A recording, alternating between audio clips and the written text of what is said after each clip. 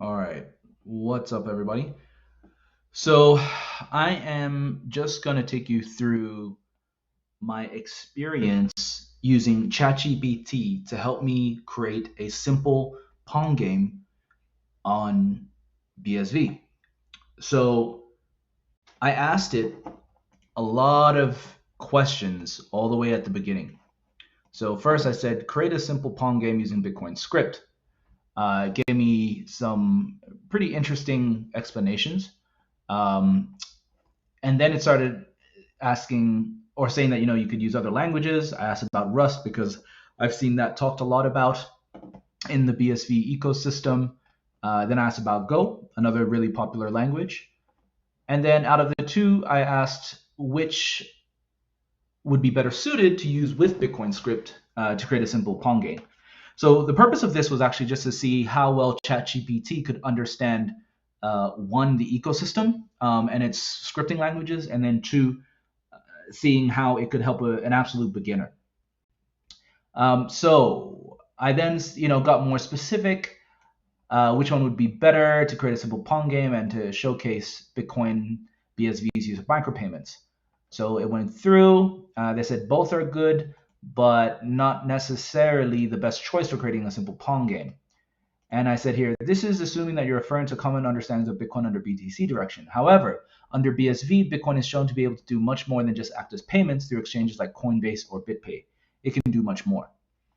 And then it said you are correct because from while I was reading what it was outputting, I noticed that it was spitting out stuff that you'd expect to find under BTC or Bitcoin Core's understanding of Bitcoin.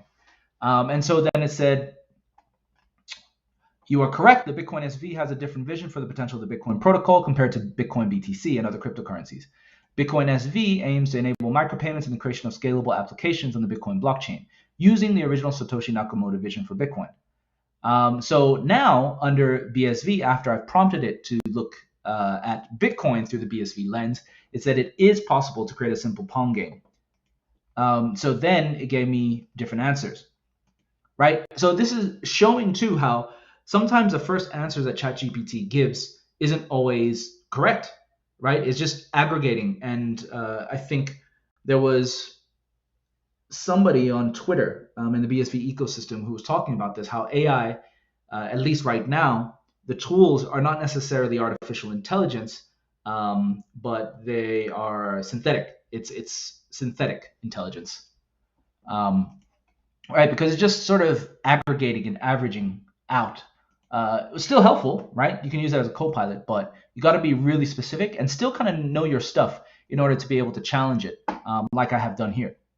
So it goes on, and then I said, are you familiar with sCrypt? Now, ChatGPT has not brought this up yet, but because of my understanding of the ecosystem, I brought it up. And then ChatGPT said, yes, I am familiar with it. And it went on about how it would be useful. And so I said, all right, so how do you now code a simple Pong game using sCrypt instead? Right? So before it said it wasn't able to do all this, but now that I've directed it towards sCrypt, it can, right? And this is where things get exciting. So it created all this, and then I wanted an easy way for me to test this out because I know a traditional developer, and just as a side note, I used to be a programmer, right? So I kind of understand what's going on with all this, but I also have seen how developers have been evolving and how there are a lot of browser-based editors that are really smooth, good, and makes it easier for people to collaborate and do pair programming together. So I then asked, how would I apply what is just spat out for me on the platform Replit? And so it then gives me instructions, okay? And you can notice here it says you can use tools like Planaria or Run. Now, I already know that even though Planaria still exists, not much has really happened with Planaria since the creator of Planaria, Unwriter, left. And so, yeah, I don't know how ChatGPT would know this without scanning Twitter, right, for context.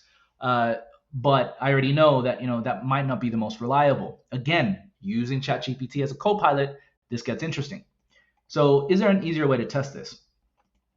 And then it said, yes, there are easier ways. Then it starts giving me options like Simply Cache. Now, I didn't know Simply Cache had an editor. Maybe it does, but I always knew it to just be a wallet. And remember, ChatGPT is using data up until 2021. So a lot has happened over the last 2 years already. Okay, so I said, are there any other alternatives which are just as easy?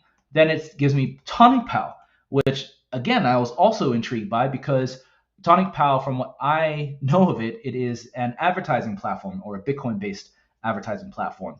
But apparently, maybe 2 years ago, they had an option for you to set up a smart contract with a visual editor, etc.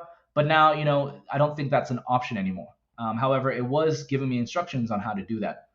And when I went to go test that on TonicPal, I couldn't find it. I asked, where is the visual editor? It tries to tell me where it is. But then I said, there's no option for that anymore. And then I asked, is this because there's been updates since you last checked? When did you last check? And then it said, I apologize for the confusion. You are correct that TonicPal has no longer offers visuals for smart contracts. And they last checked the platform early 2021. All right. So again, I said Simply Cache seems to only be a wallet now as well, informing ChatGPT of what's going on. And then it gave me other options. Again, I had to update it. I said sCrypt site is no longer available. Plenary development ceased a while back after Unwriter left. VeryTX seems to have pivoted too. No mention of BSV now on their website. And Tokenize focus solely on managing digital assets. ChatGPT, again, says you're correct. It appears that all those things essentially are true. And that Run remains the most viable option. I asked it again, are there any other platforms like Run that are still running? It gave me some, but I knew that they weren't really comparable either. They are not really tools, libraries, editors, etc. that I'm looking for. They're just resources. Okay, so I said, these aren't specifically platform blah, blah, blah. I said, yes, you are correct. So then I say, okay, it looks like sCrypt or sCrypt and Run might be the best way to test a Pong game on BSV. And then I said, show me how I could do this on Replit. And then it does it for me down here. Okay. So now I'm just going to take you through to see over on this side what's happening.